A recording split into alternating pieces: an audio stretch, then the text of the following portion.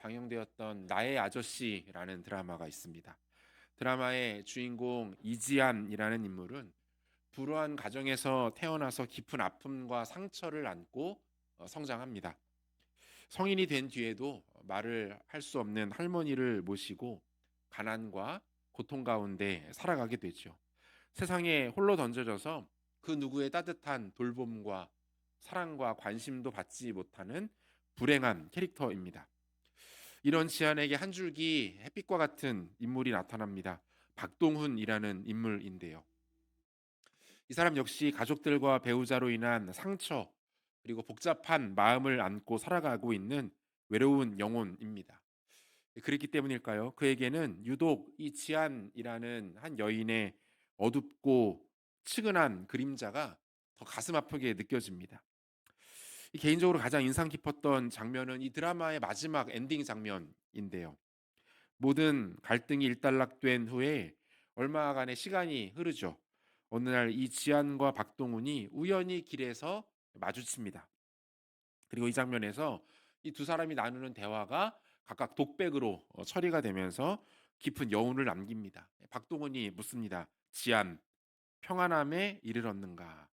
주인공 이름이 지안인데 이를지의 평안한 안자예요. 그 의미와 같이 평안한 삶을 이제는 살아가고 있는가? 고통과 불행을 극복하고 이제는 평안한 일상을 보내고 있는가라고 따뜻하게 묻습니다. 우리 버전으로 말하면 샬롬이라고 묻는 거죠.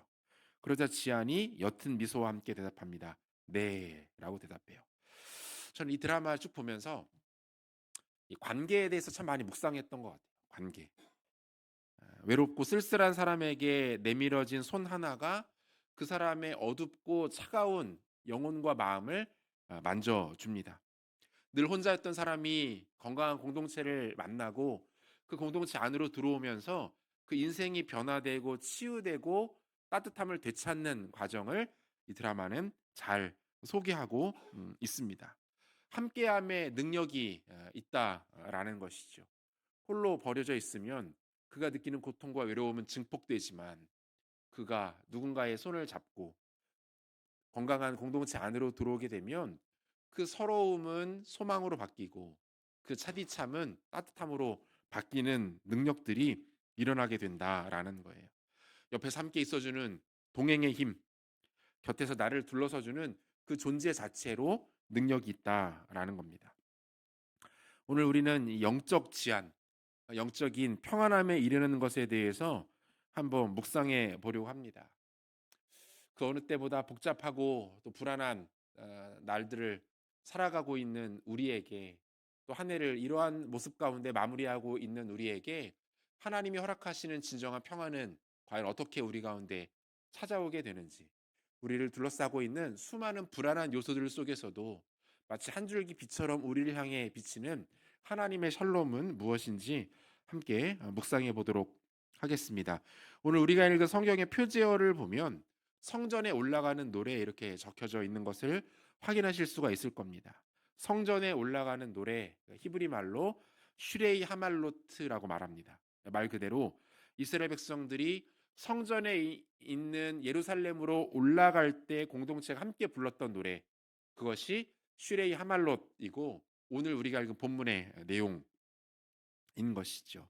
이스라엘의 수도였던 예루살렘은 해발 745m라는 꽤 높은 위치에 있던 도시입니다. 따라서 예루살렘에 들어가기 위해서는 자연스럽게 등산을 해야만 했습니다. 높은 암벽을 오르는 등산은 아니지만 서서히 가파라지는 언덕길을 꾸준히 올라가야 하는 쉽지 않은 여정이었어요. 하나님과 율법을 사랑하는 이스라엘 백성들은 1년에 최소 3차례 예루살렘을 방문했습니다. 그들은 봄이 되면 유월절을 지켰어요. 유월절 절기를 통해서 하나님의 구속과 대속의 은혜를 묵상했습니다. 초여름이 오면 오순절을 지켰습니다. 오순절을 통해서 자신을 구원하신 하나님께 헌신과 충성을 다짐합니다. 가을이 오면 초막절을 지킵니다. 한 해를 정리하고 돌아보면서 모든 열매를 주님께 올려드립니다. 그리고 그 열매를 허락하신 하나님께 감사의 고백을 드리는 거예요. 이들은 단순히 때가 되면 예루살렘을 방문하는 관광객이나 여행객이 아니었습니다. 이들은 하나님의 임재를 찾아 올라가고 하나님의 존전을 기뻐하며 나아가는 순례객들이었다는 거예요. 그래서 시편 120편부터 134편까지가 이스라엘 백성들이 1년에 세 차례 예루살렘에 올라가면서 부르는 노래들의 가사들을 기록해 놓은 부분들입니다. 예루살렘 성에 올라가면서 이들이 함께 노래를 부르는 거예요. 노래를 부르며 하나님께로 나아갔던 거죠. 군대 가면은 군가라는 걸 배웁니다. 별로 재미도 없고 이 가사도 굉장히 투박해요. 그런데 훈련소에 입소한 날부터 이 노래를 알려줍니다. 그리고 다 외우라고 해요. 그리고 이 노래를 주로 이동하거나 뛸 때 부릅니다. 처음에는 너무 이해가 되지 않고 하기 싫었습니다. 이 말도 안 되는 노래를 왜 불러야 하나? 이게 노래가 좋지도 않습니다. 음정은 중요하지가 않아요. 그냥 큰 소리로 막 부르면 돼요. 악을 쓰면서 불러서 음정은 정확하게 기억도 나지 않습니다. 그런데 신기하죠? 전역한 뒤에도 어떤 군가들은 여전히 생생하게 기억이 납니다. 제가 전역한 지 20년이 넘었거든요. 그런데도 아직도 군가들이 다 머릿속에 기억이 나요. 여러분 이게 군가의 목적이에요. 각인시키는 겁니다. 지워지지 않도록 만드는 거예요. 부대가 이동할 때 아침 저녁으로 하루 일과를 보낼 때 수시로 군인들에게 전투력을 강화시키는 내용의 군가를 부르게 만들어서 뭡니까? 자신들의 존재 목적을 잊지 않도록 만드는 게 이 군가의 목적이에요. 마찬가지죠. 신실한 하나님의 백성들은 예루살렘으로 올라가면서 여호와 하나님을 향한 그 순례의 여정을 걸어가면서 노래하는 거예요. 하나님은 어떤 분이신지, 그분이 나에게 우리에게 어떤 은혜를 베푸셨는지, 그리고 우리는 그분을 어떻게 경외하며 예배해야 하는지 끊임없이 노래하면서 올라가는 겁니다. 부모는 노래로 아이들에게 그 내용을 가르치고 아이들은 그 자녀 다음 세대들에게 그 내용들을 가르치는 거예요. 그러면서 순례자들 스스로에게 또 자녀들에게 각인시키는 겁니다. 동시에 주님을 만날 것에 대한 사모하는 마음을 끌어올리는 것이 바로 성전에 올라가는 노래 슈레이 하말로트의 목적이었던 거죠. 특별히 오늘 우리가 읽었던 이 노래의 가사들은 우리에게 두 가지 사실을 확인시켜 줍니다. 성전으로 올라가면서 이스라엘 백성들은 기억하는 겁니다. 하나님이 이런 분이시구나. 우리는 하나님을 이와 같이 예배해야 하는구나. 하나님이 이러한 분이기 때문에 우리는 어떠한 상황에서도 그분을 섬길 수 있구나. 그 내용 두 가지를 한번 확인해 보도록 하겠습니다. 성전에 올라가는 노래가 주는 메시지 첫 번째는 절대로 안전하다라는 것을 말하고 있어요. 본문 1절과 2절 말씀을 우리가 한 목소리로 같이 읽도록 하겠습니다. 여호와를 의지하는 자는 시온산이 흔들리지 아니하고 영원히 있음 같도다. 산들이 예루살렘을 두름과 같이 여호와께서 그의 백성을 지금부터 영원까지 두르시리로다. 신이 지금 상황 맞춤형 가사를 쓰고 있는 거예요. 이 뭡니까? 이스라엘 백성들은 지금 예루살렘을 향한 순례의 길을 걷고 있습니다. 그들은 직접 자신의 두 발로 이 시온 산자락을 밟고 올라가고 있어요. 예루살렘을 빙 두르고 있는 성들을 그들의 육안으로 바라봅니다. 그리고 동시에 노래하고 있는 거예요. 여호와를 의지하는 자는 지금 내가 딛고 있는 이 시온산이 요동하지 않음과 같이 영원히 견고할 것이다. 여호와를 의뢰하는 자는 저 산들이 예루살렘을 마치 병풍처럼 빙 둘러 진치고 있는 것처럼 하나님이 우리를 그렇게 지켜주실 것이다라고 자신들의 두 발로 자신들의 두 눈으로 산과 산들을 바라보며 이 고백을 하고 있는 거예요. 노래하면서 동시에 가사의 내용을 체감하고 있는 거죠. 여러분 이스라엘 백성들에게 시온산은 단순한 지명이 아닙니다. 예루살렘이라는 도시 자체가 시온산 위에 세워져 있는 도시였거든요. 그리고 예루살렘, 시온산, 시온성 다 같은 지명, 같은 개념이라고 보시면 됩니다. 지금의 예루살렘도 구도심, 예전부터 있었던 구도심은 시온산 위에 그리고 그 주변으로 형성이 되어 있고 그 주변부로 신도시가 확장되면서 아래쪽으로 도시가 시가지가 형성되어 있다라고 해요.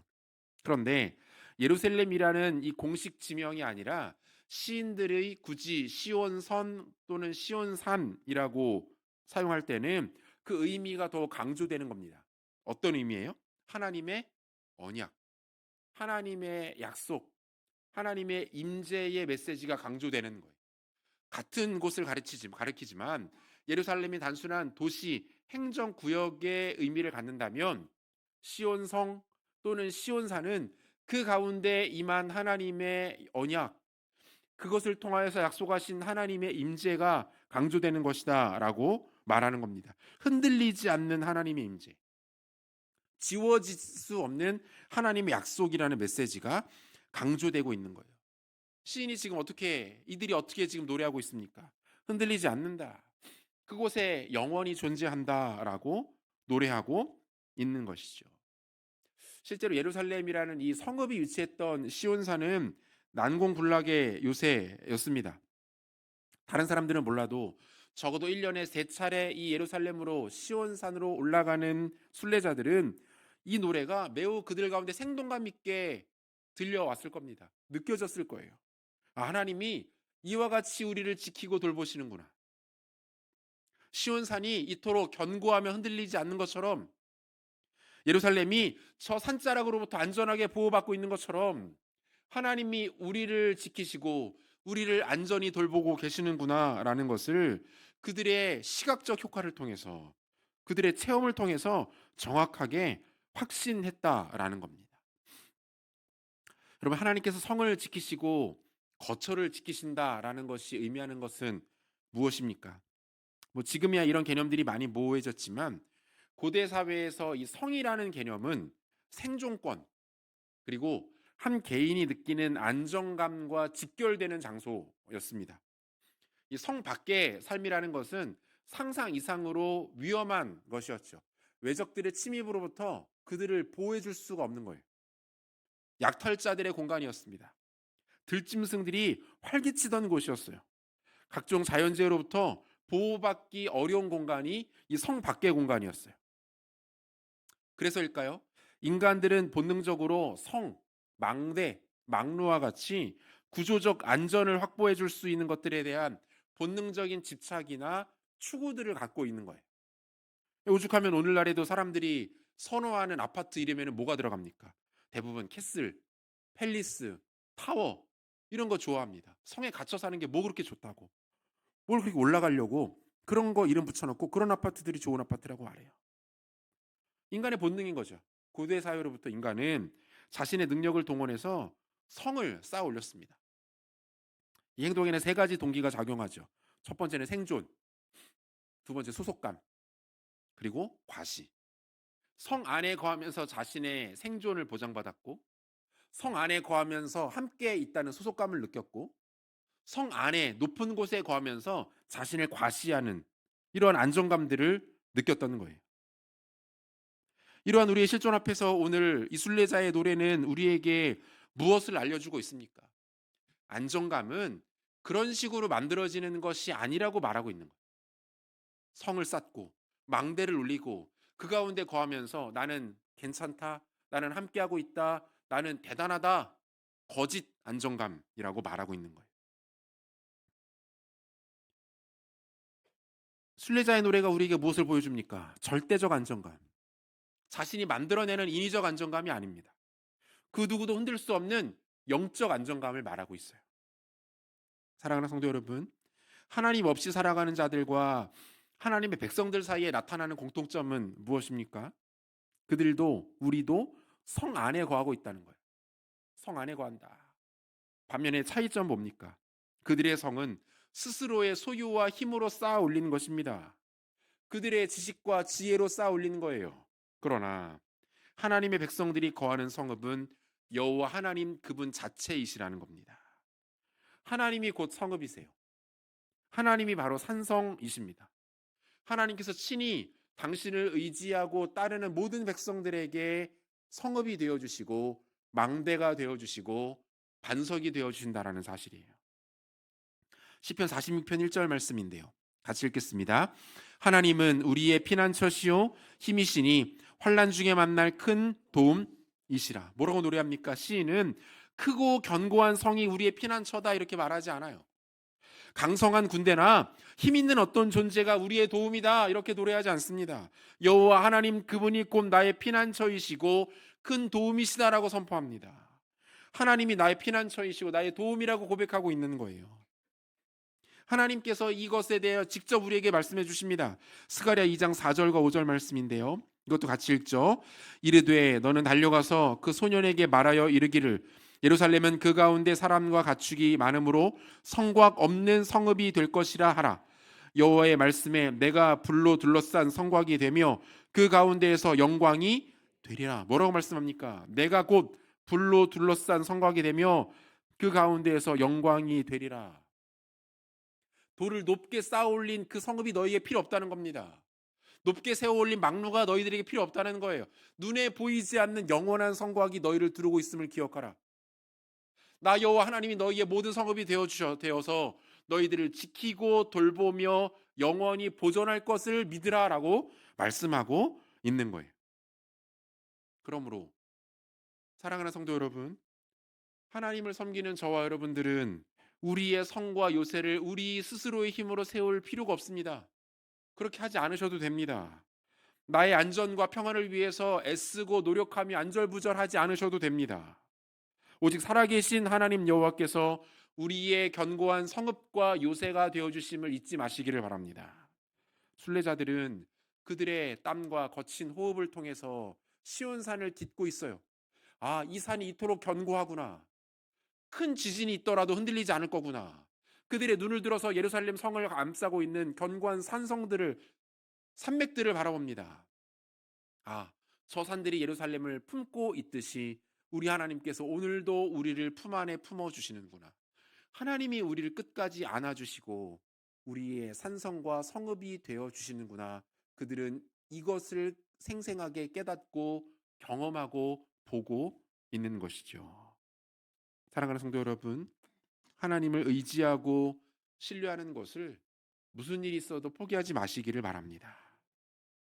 느껴지는 감각들을 너무 신뢰하지 마십시오. 불안하고 걱정되는 감정들에 휘말리지 마세요. 너무나도 선명한 하나님의 말씀을 붙드십시오. 지금 당장 나에게 벌어질 일들, 주변에서 일어나는 일들, 그것을 우리의 결론으로 삼지 마세요. 그것은 말 그대로 상황입니다. 상황은 바뀌는 겁니다. 언제든 급변할 수 있는 것이 상황이고 해석하기에 따라서 다르게 결론 지어질 수 있는 것이 상황입니다. 하지만 하나님의 말씀은 영원합니다. 하나님의 약속은 흔들리지 않습니다.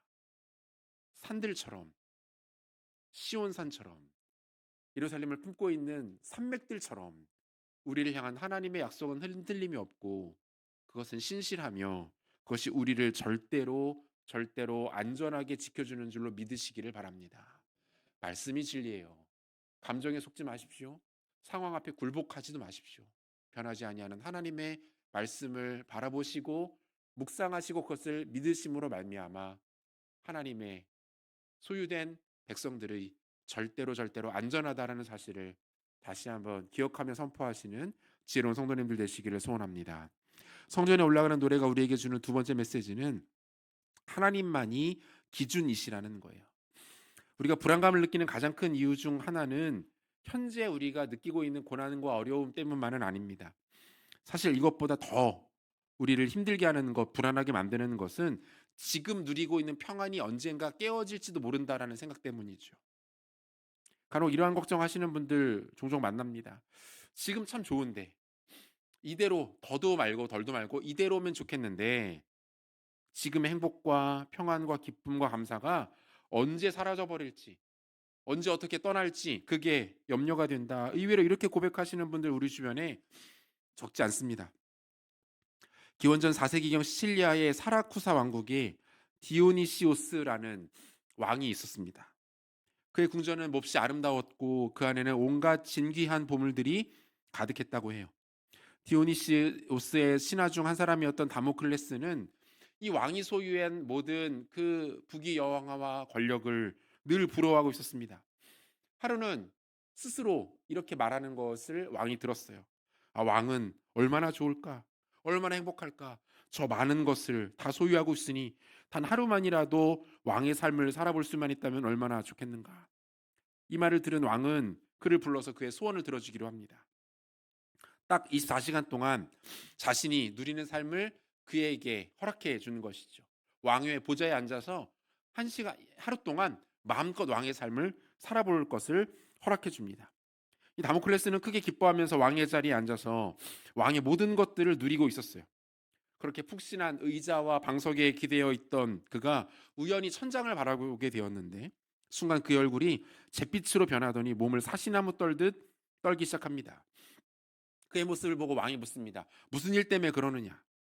이 다모클레스는 아무 말도 하지 못한 채 그저 자신의 손가락으로 천장을 가리킵니다. 그곳을 보니 커다란 칼 한 자루가 한 가닥 얇은 실에 거꾸로 매달려 있었어요.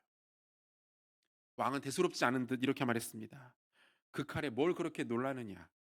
나는 매 순간 언제 죽을지 모른다는 두려움으로 살아간다. 내가 가지고 있는 모든 소유가 사실은 언제 떨어질지 모르는 적칼처럼 위기와 불안 속에 유지되고 있다는 것을 나는 잊지 않으려고 노력하지. 그리고 이와 같은 마음가짐이 나를 더욱 겸손하게 만든다네. 그럼 어디 왕뿐이겠습니까? 우리의 상황도 다르지 않죠. 우리 또한 우리의 소중한 일상이 언제 어떻게 중단되고 사라질지, 어그러질지 알지 못한 채 살아가고 있는 것 아닙니까? 커다란 칼이 가느다란 실에 묶인 채 언제 어떻게 내 머리로 위로 떨어질지 모르는 상황이 우리에게 동일하게 나타나고 있는 그것이 우리의 삶 아닙니까? 그런데 이러한 상황 가운데 불안하며 떨고 있는 우리에게 주님이 말씀하고 있는 거예요. 순례자들은 어떠한 담대함으로 노래하고 있습니까? 본문 3절을 보시면 악인의 규가 의인들의 땅에서는 그 권세를 누리지 못하리니 이는 의인들로 하여금 죄악에 손을 대지 아니하게 함이로다라고 되어 있어요. 악인의 규라는 것은 무엇을 말합니까?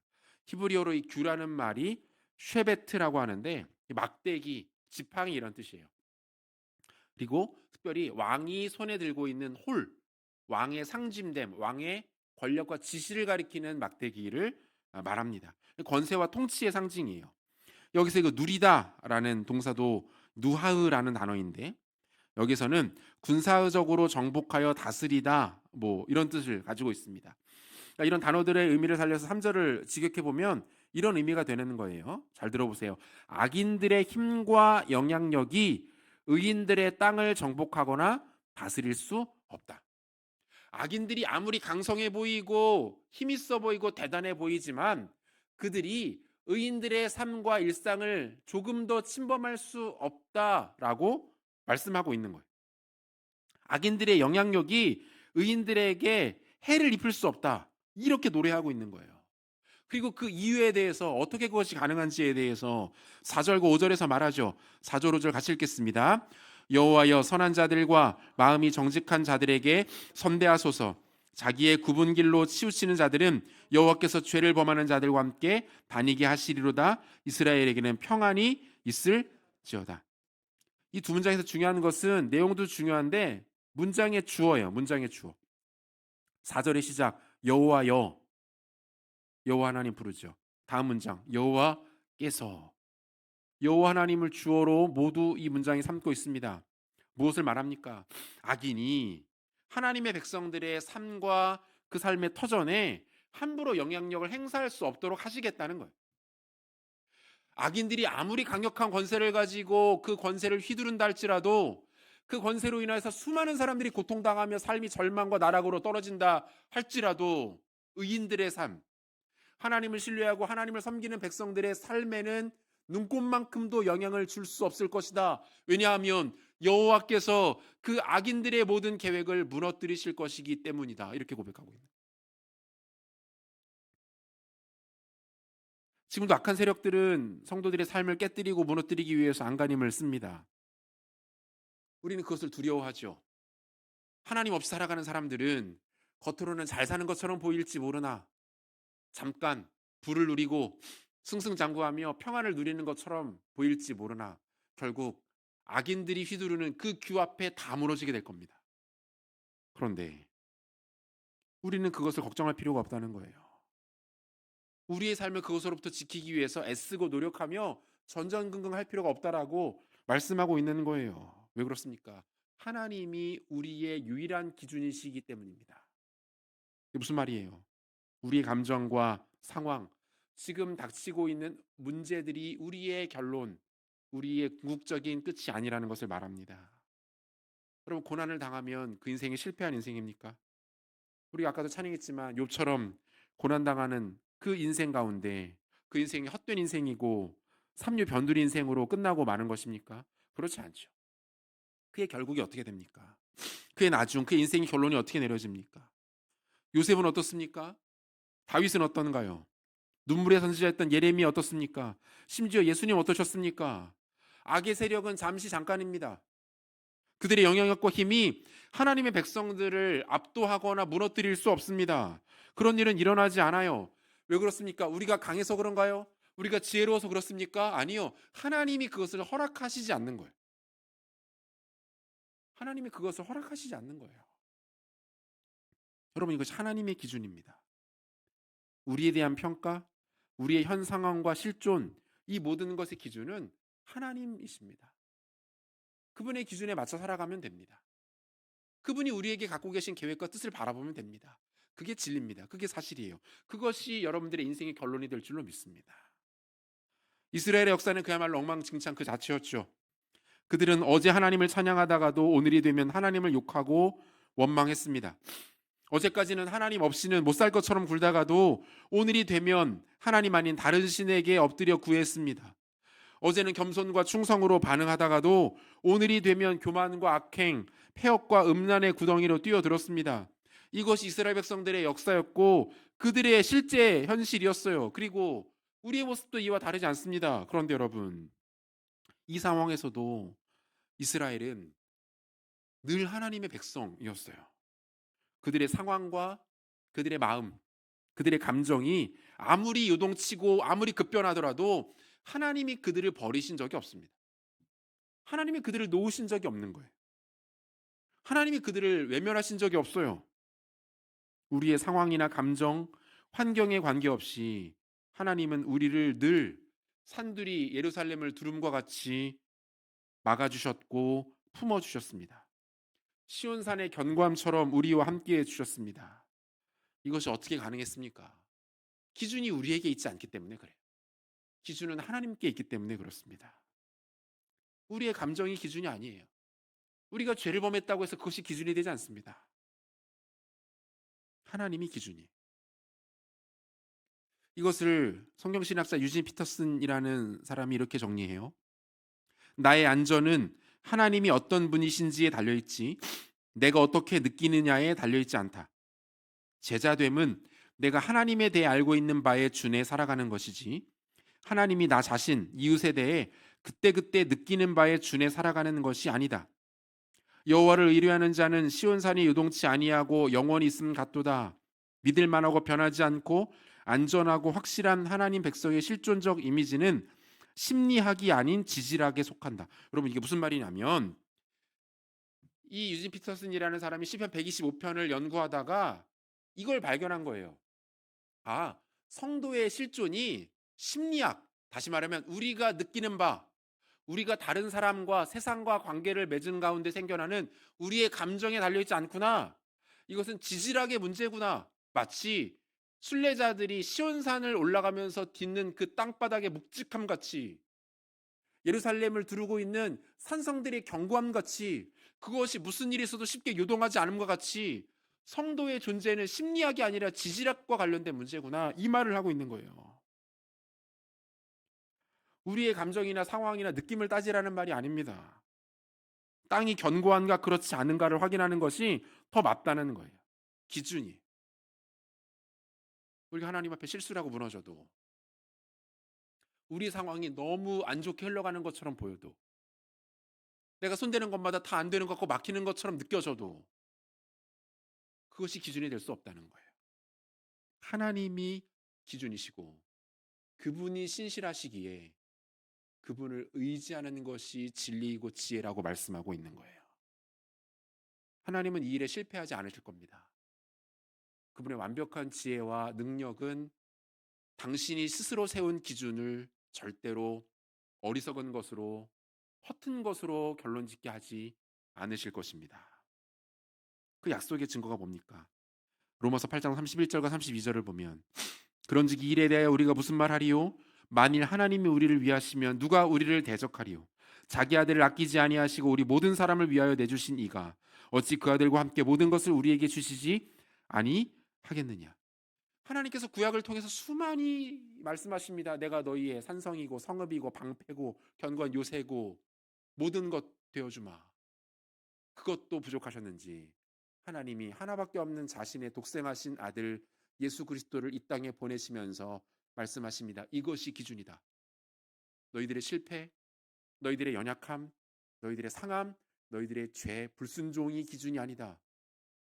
너희를 향한 나의 마음, 그 마음을 나타낸 예수 그리스도, 이것이 진리와 생명의 기준이다라고 말씀해 주고 계시는 거예요.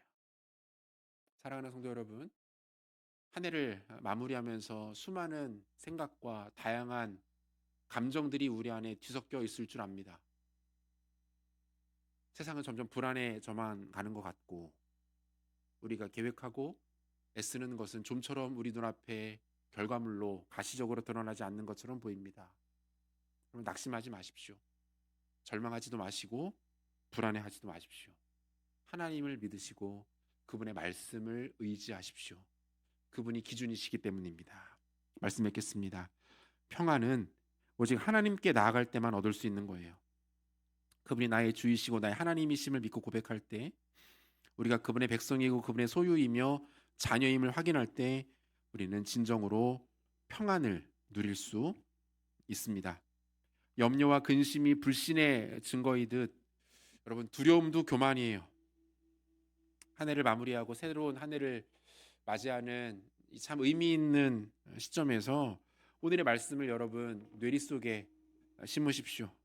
산들이 예루살렘을 두름같이, 산들이 예루살렘을 두름같이 지금도 살아계신 하나님께서 그분의 흔들림 없는 기준을 가지고 우리를 둘러주십니다. 우리를 품에 안아주십니다. 그분의 계획과 그분의 능력과 일하심은 절대로 실패하지 않을 것입니다. 그 하나님을 믿음으로 바라보시는 지혜로운 종들 되시기를 우리 예수 그리스도 이름으로 축원합니다. 같이